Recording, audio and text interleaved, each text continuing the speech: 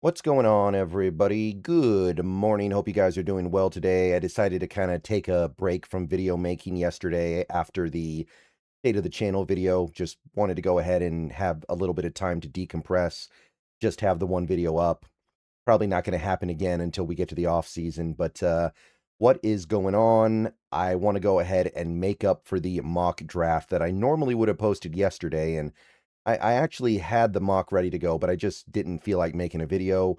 So we're going to go ahead and do it today. This video is sponsored by Prize Picks. More on them later. But let's talk a little bit about the Seahawks in the upcoming draft. This is 12.0. Again, I'm not really doing trades yet. I'm not trying to get too deep into that kind of stuff. By the way, I think it was Dan Viennes who pointed this out recently.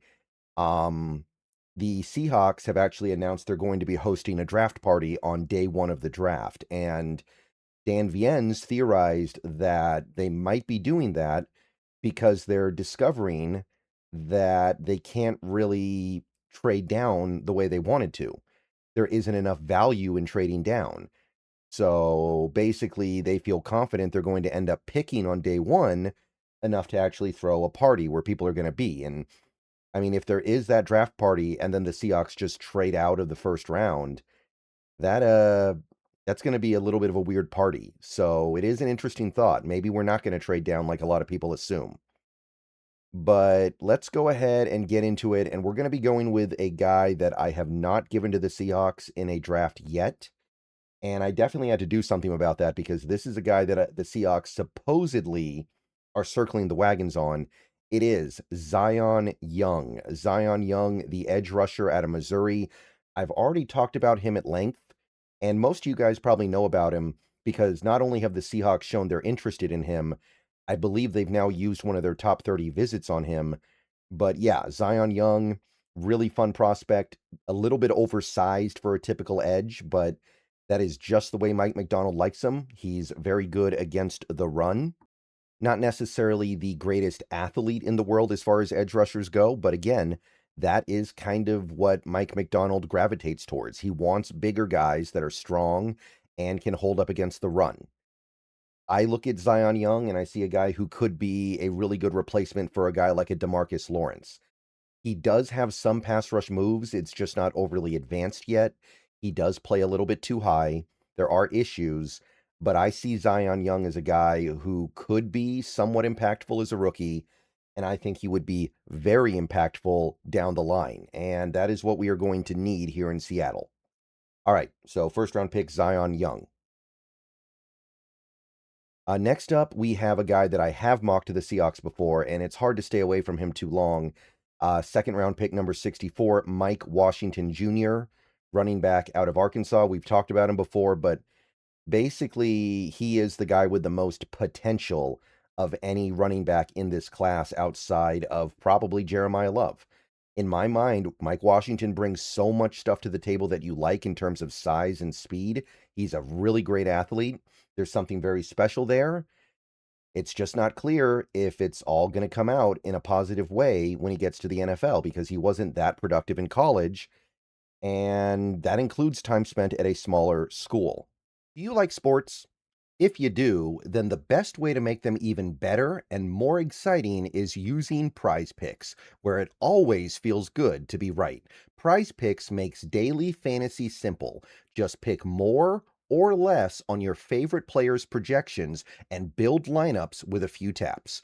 Whatever sport you're into, Prize Picks gives you a fun way to stay locked in while you're watching. I've had a great time using Prize Picks so far. It makes this daily fantasy thing so easy and fun, and it even makes watching the games way more exciting. And with the cool social feeds feature, you can share lineups with your friends and even follow partners to tail or fade their picks. Obviously, we're in the NFL offseason right now, but we've got basketball, baseball, hockey, all kinds of other stuff, so don't be afraid to test things out in whatever sport clicks with you. You can even pick multiple sports in the same lineup and sweat everything at once. And don't forget about team picks, where you can pick winners, spreads, and totals on any major game.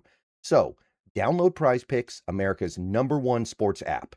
And don't forget, Code HMA, that is HMA, gives you $50 in lineups after you play your first $5 lineup. Prize picks. It's good to be right. And remember, always gamble responsibly. All right, so tremendous speed, some real power. It's just one of those things where you're drafting him for upside. You're looking at him and you're thinking he could be one of the best running backs in football. He could also be too high-legged. He could be unable to really meet the agility requirements in the NFL that you need in terms of elusiveness. He could be a fumbler. You guys know the drill with Mike Washington by now, I think, but he is really hard to stay away from, especially in this draft, which seems so weak outside of a handful of guys. Like, if you can't draft Jeremiah Love, and the Seahawks cannot draft Jeremiah Love because of how highly touted he is, you're not going to do much better potential wise than Mike Washington. He definitely, to me, has a higher ceiling than even a Jadarian Price. All right, so that is our second round pick. Third round pick, we're going with another guy that I have not drafted with a previous mock, Julian Neil. So Julian Neil has kind of had a little bit of a rough offseason so far, did not do very well at the Senior Bowl, and it felt like the shine was coming off the apple a little bit. Right now, he does project on the aggregate big board going around the bottom of the third. But the thing with Julian Neal is that there is immense potential because he's really big. Like, this is the definition of a boundary corner here. He's not the most athletic guy in the world, but he has a lot of size. This is like a perfect Pete Carroll corner.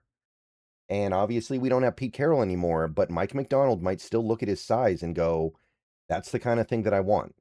He might still look at that and go, Julian Neal is obviously meant to be a zone corner. He's not going to be able to play man because he doesn't have the movement skills for it. So if you're getting Julian Neal, for the most part, you're just looking at him as a zone corner, I think.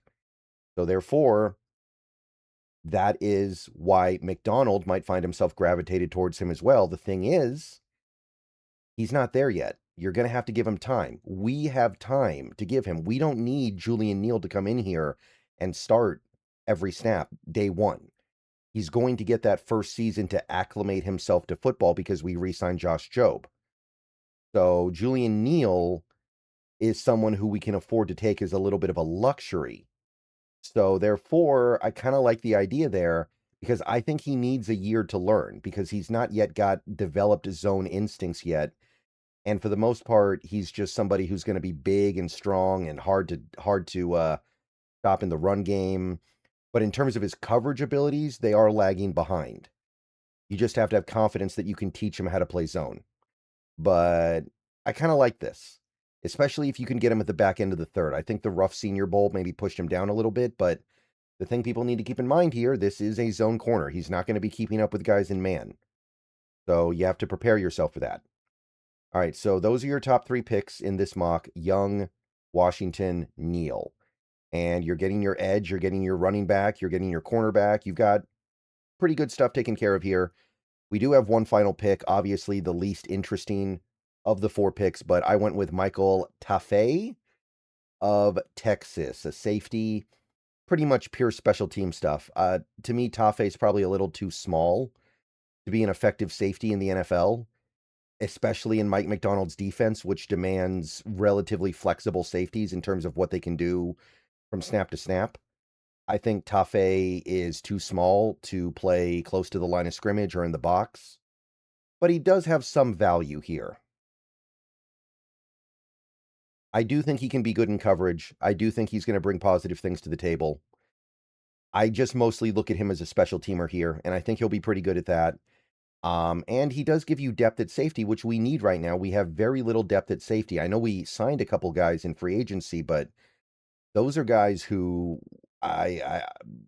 if we get into training camp and we find out that a safety we took in the 6th round is just as good on special teams as Rodney Thomas, and you're paying a third of the price for the rookie, a guy like Rodney Thomas could easily find himself out of here.